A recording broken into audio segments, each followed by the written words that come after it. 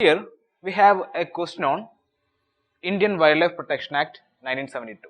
So we know that for the protection of wildlife, both the animals and plants, we are having a law in India, and that is called as Wildlife Protection Act 1972.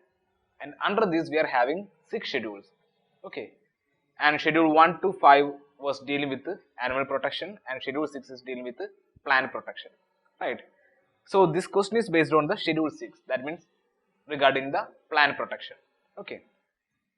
So the question is like this: if a particular plant species is placed under schedule 6 of the Wildlife Protection Act 1972, what is the implication? And they are given the options as A. License is required to cultivate that plant. Then option B. Such a plant cannot be cultivated under any circumstances. And option C. It's a genetically modified crop plant. And option D. Such a plant is invasive and harmful to the ecosystem. So those who know about the schedule 6, the schedules of Wildlife Protection Act, they might be knowing that the C and D are not dealing with the schedule 6. And obviously there will be a confusion between the A and B. Okay, so let's discuss about the question. So I said that Wildlife Protection Act 1972 is having 6 schedules. Schedule 1 to 4 is dealing with the protection of animals, and schedule 5 is dealing with the vermin animals, and schedule 6 is dealing with the protection of plants.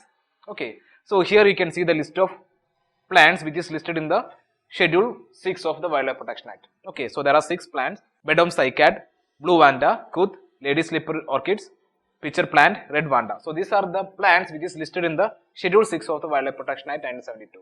Okay, so if any plants are listed in this schedule 6, that means we cannot cultivate that plants. Okay, because the plants which are listed in this schedule 6 are endemic species, and also they are in danger. Most of them are endangered also, threatened also, right? So the plants which are listed in this schedule 6 are native to India or endemic. Okay, so that's why we cannot cultivate it. Why? Because I said that it's an endemic species. Most of them are endemic species, and also most of them are endangered also, right?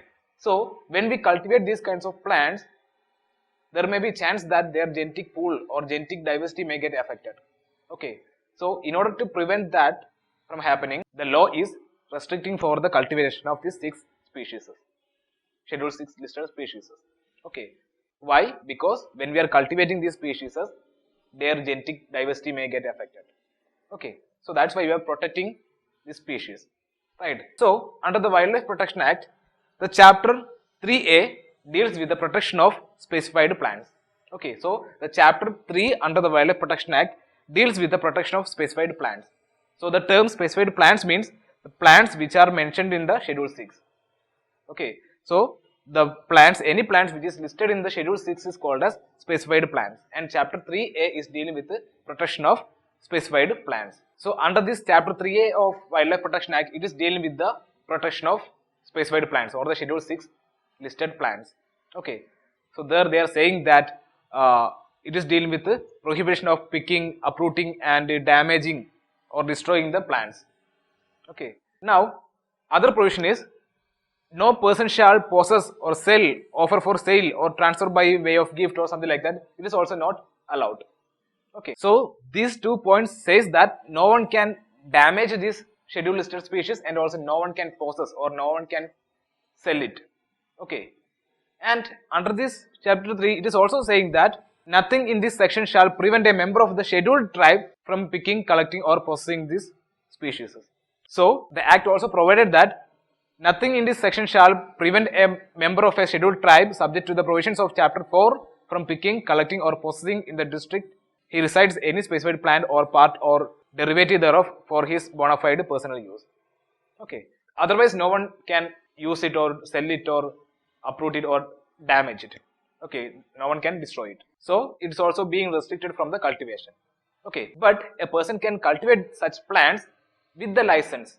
Okay, so if any person is having permission from the Chief Wildlife Warden of the state or other officers authorized by the state government, he can cultivate it. Okay, so for that also we are having a provision. So cultivation of specified plants without license prohibited.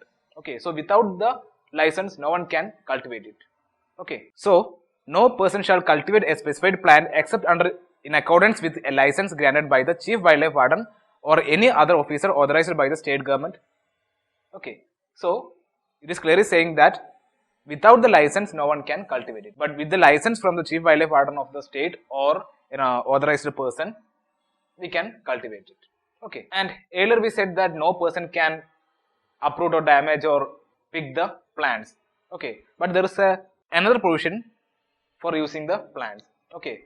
For special purposes like the education, scientific research or collection, preservation and display in a herbarium of any scientific institution or propagation by a person or an institution approved by the central government. Okay. For these kinds of special purposes, a person is permitted to pick or uproot the plants with the permission of chief wildlife warden. Okay. So, the chief wildlife warden may, with the previous permission of the state government, grant any person a permit to pick or uproot the specified plants. And those special purposes are education, scientific research, like that.